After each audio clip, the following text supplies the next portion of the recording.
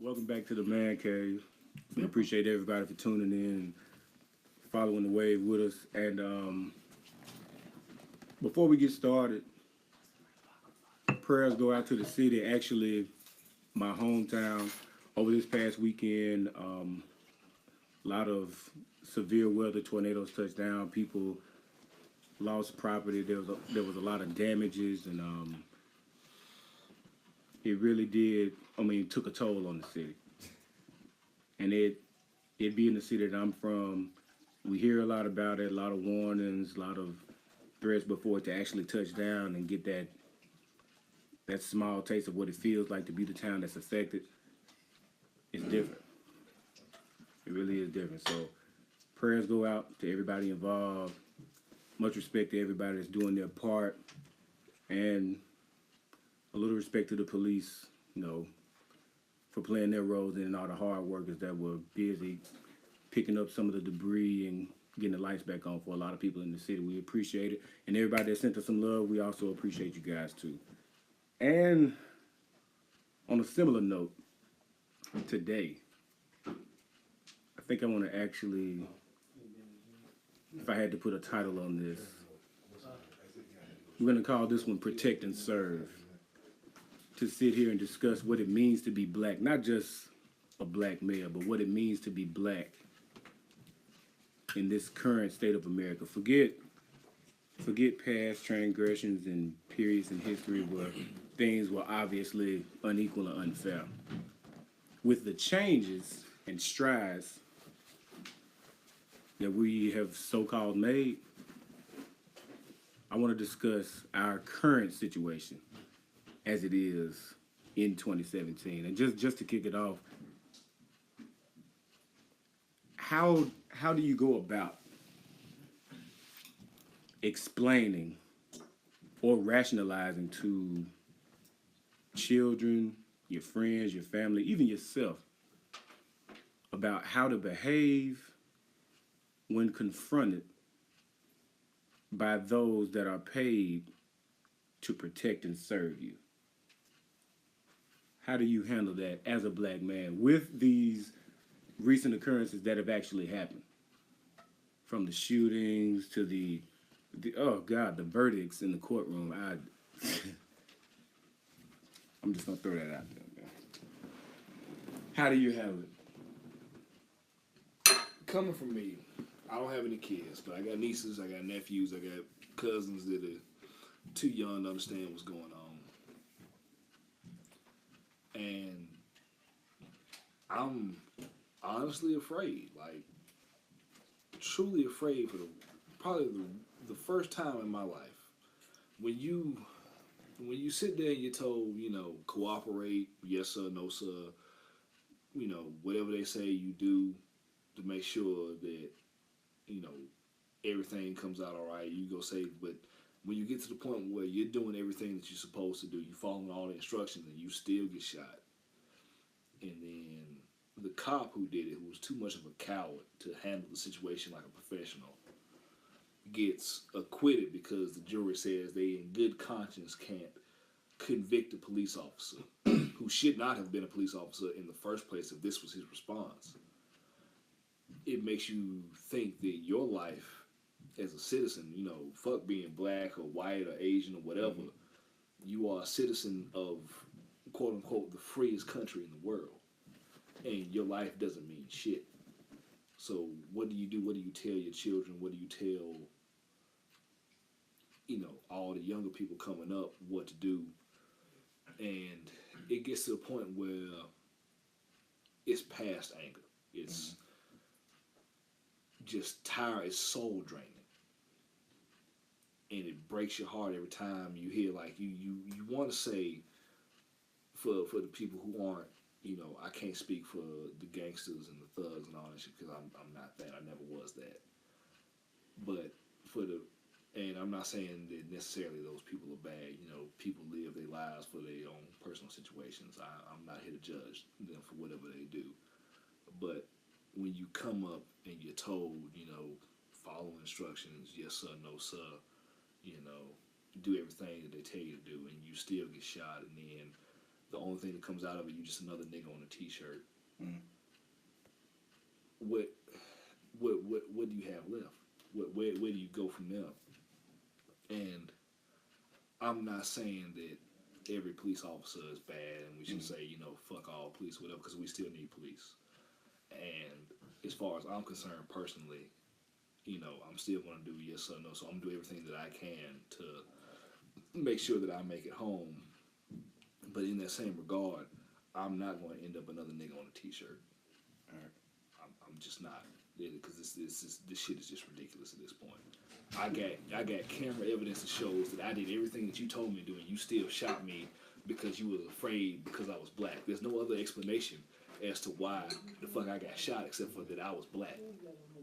That's this irrational fear of the black man has got to stop. It just has to, because there's no reason for you to be afraid just because I'm black, just because I'm 6'3", I'm 230 plus pounds, and you afraid. I don't have a gun, you know. I drive a Honda Civic.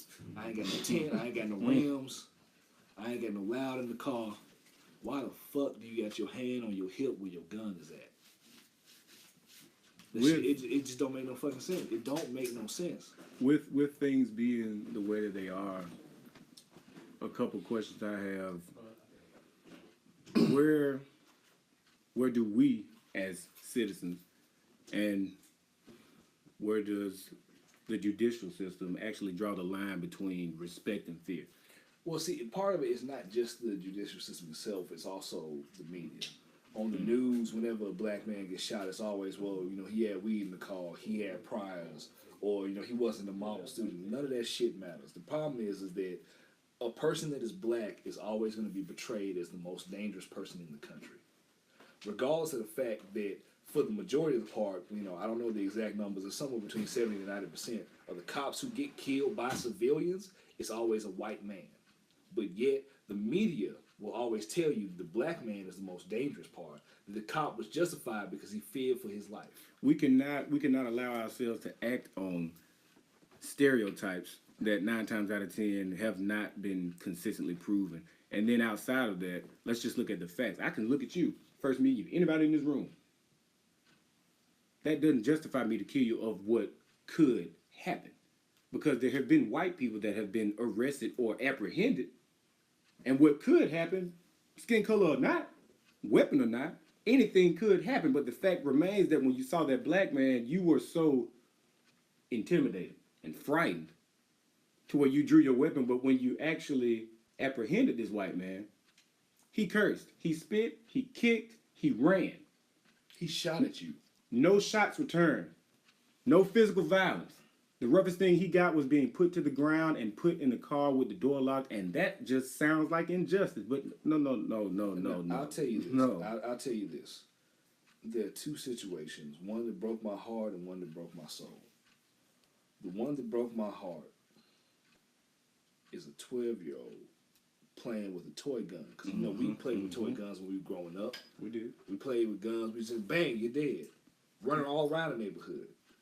A child playing with a toy gun. You get out your car. You don't say freeze. You don't say drop the gun. You just open fire.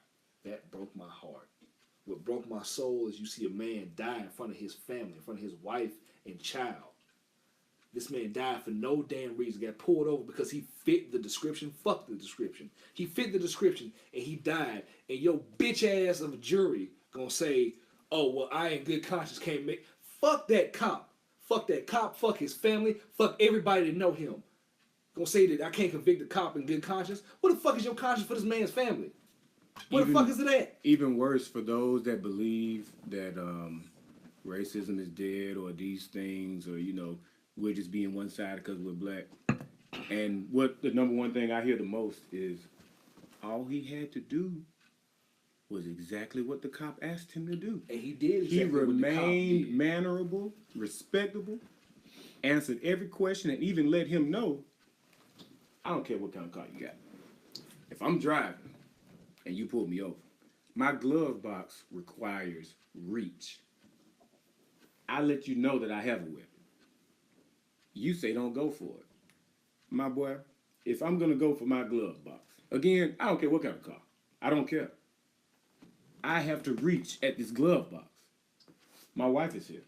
You gotta reach over My another child is person. here. I have to go for it.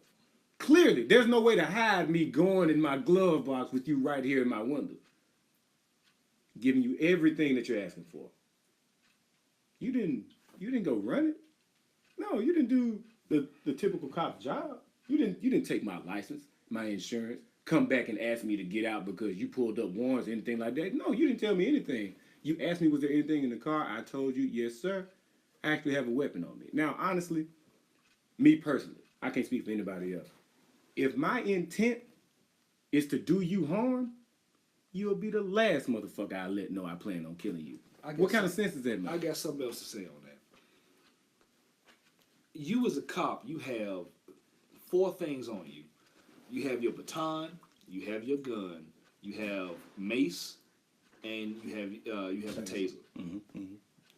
At no point for the time it takes me to reach to my glove over another person's lap, reach into the glove box, pull the gun out, and then depending on what type of gun it is, I may have to release the safety, cock that motherfucker before I can even fire it at your bitch ass. So before all that happens, there's no reason for you to drop 4 in me and 7 in the car with a little girl in there. Took a chance on killing You two can sit other there. people. Look, I don't know about everybody. I've never been maced, but I've been in a building that has had mace released. That shit, you don't have to be put. It don't have to be in your face. It can be in the air. Motherfucker, I got the hell out. I'm choking and crying because the shit's in the air. Let alone in my face. That's gonna incapacitate you like a motherfucker. And the first thing is, I'm gonna reach for my gun. You don't reach for the taser to shock a motherfucker to where he can't move. I've been tased before. That shit hurts. You can't do shit. You just lock the fuck up. Yeah. So you don't tase a motherfucker. And then cops, you've been through training. You have been tased, so you know what it does to you. That should be your first option. You can mace a motherfucker. He just gonna do this. No, but you gotta kill a man in front of his family. If you're that, and then you get acquitted for that bullshit. Look, if you're that afraid, honestly, you shouldn't be a cop. There should be more. There should be more in the requirements to become a cop. And I know you really can't. You really can't do anything as far as reality, like in the moment. You know, you can't really test people to really see who they are. But it has to be steps taken. And what I said earlier, respect and fear, and that goes on both sides. From them treating us more than just a number or a skin color, but then that respect also has to go into our level of fear. Because I'm not saying it's every cop. Nice point you point out. That's true. But as of late, every cop that pulls over a black man, it's on your mind. Look, are we gonna sit here and tell the truth, or we gonna lie? If you pull me over, and they already get out the wrong way, why is it 2 of y'all in backup coming for what's supposed to be a routine traffic stop? If you told me why you pulled me over in the first place, why are your gloves on? Why did I notice your gun belt is unlatched? Like, what is going on? Look, bro, I give him that because cops got to protect themselves too. There's crazy people out here, so I give him that. But that's I always line. understand when the cop come up holding his gun. You know what I'm saying? But only thing I'm not buying that fear junk, bro. But see, that's you know the what I'm thing. saying? You're not scared of every black man. Oh no, You know what I'm saying? Some of it's just an opportunity. You seen this other white dude get off from killing somebody. You can probably do the same thing. Maybe you just don't like niggas, and you can get off with it too. I'm not buying fear in every story. Or I was afraid. But that's no. That's the excuse. Like when people record, they put it on out there to my. What's that little saying? Police, the police, all that little shit right there. Yeah, bro. Just because you put it on film, it ain't changing nothing. Everybody keep dying, and ain't nothing gonna change, bro. It's not gonna change until some nigga run around here and kill one of these white boys. Then something gonna happen. It's not gonna be a change for the better with that. Because in Alabama, I don't mean just a black dude kill a white dude. I mean some black cop. That happened in Alabama. And they get caught on film, like when the white boy ain't doing nothing or whatever like that. Then the black dude talking about, I'm scared. The black police officer say, I'm scared. No, that happened. They put that nigga under the jail before they even arrest him. No, that happened and the nigga got off. If he don't get shot. That has happened. Yes, shot the white boy. It was a black cop, shot the white boy. Black cop got off. He got fired, but he didn't go to jail. Killed him. Yes. And he got fired? Yeah, he got fired, but he didn't go to jail. Wow. See, the problem is you ain't going to jail for this bullshit. Look, hey, and what you were saying earlier, my thing with the fear, it wasn't so much toward the cop, but for those that's not involved, let me just hurry up and break this down. Fear, you gotta respect the fear from us as citizens, especially black citizens. seeing that white cop with the backup, and you asking me something that's just out of hand for nothing. But you also now have to respect the cops that ain't even been with the stuff coming to do a routine traffic stop, but because they're white and you're black, they're thinking he probably thinks I'm, you know what I'm saying? He probably think I'm gonna do the worst with him. And you might actually be just trying to do your job, sir. You got a light out, let me get your license and stuff. But because of what other people in your profession have done, oh, I'm looking at you the same way. But see, now the problem is that it don't matter why you got pulled over, because you black, automatically, this man is in fear. Fester, God rest his soul. His first day when he moved to Atlanta about 2 or 3 years ago, his first motherfucking day in Atlanta, didn't know where he was going. Asked his roommate where he was going. Roommate told him to go to the job. I'm gonna show you how to get from the job to the house. He pull up at the job. 5 cop cars come up behind him. All of them come out the car with their guns in their motherfucking hand because he fit the description. He fit the description. How ballless are you to pull a gun on a man because he fit the description? You didn't follow no type of procedure. All you said was, well, sir, we had a call from somebody else. You fit the description. You riding in this type of car. You got this type of skin color. Your hair is this type. Your nose is this wide. Nigga, you guilty. Hey, when it comes to that, I've actually gone through that. I forget specifically who was with me. If y'all remember this story and you were there, please let me know. We were actually in Hoover. I drove a Saturn Ion glass house, no tent, for people that don't know what glass house means. We pull up and we park.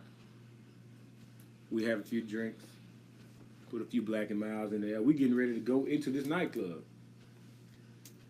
Out of nowhere, I drove by you that night. Out of nowhere, about 4 Hoover PD trucks pull up, gloves on, vests on, shotguns out, cussing.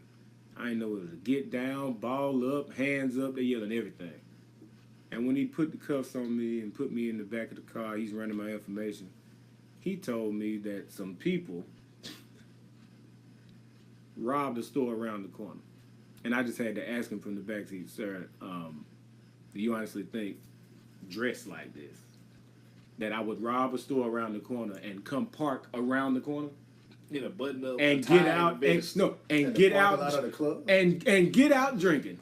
Do you really think that if I robbed some establishment in your area, some niggas is stupid though, bro? I mean, that's true, but at the same time, it feels like I feel what he's saying. I ain't going against that. I'm just saying. Some are. It's like at this point, it's for one, it's illegal for you to be black, and then the sentence is death. That's what it is. It's illegal for you to be black, and the sentence is death. There's no question about it.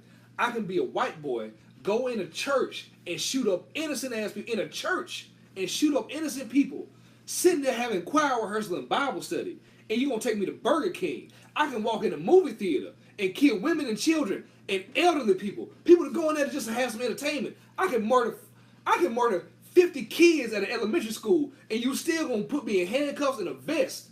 I could play a cop without being a cop and shoot a kid with my children. And a tea in his hand. I'm a black man. I'm a black man with my children and my wife in the car. I could be going to Walmart and I get gunned the fuck down. There's no justice for that. There's none. End of the day, what I feel like, and again, this is just me personally, to piggyback off what you said, cameras aren't going to make the difference if the jury doesn't really go by the evidence that's right there at hand. Because I don't know who the hell picking this jury. I honestly don't. There's what conscience do you have talking some I ain't good conscience can't convict the cop? I ain't good conscience can't convict the cop. Then it's not nothing's gonna happen. Not even that, because you got some of these that's on the outside, and then at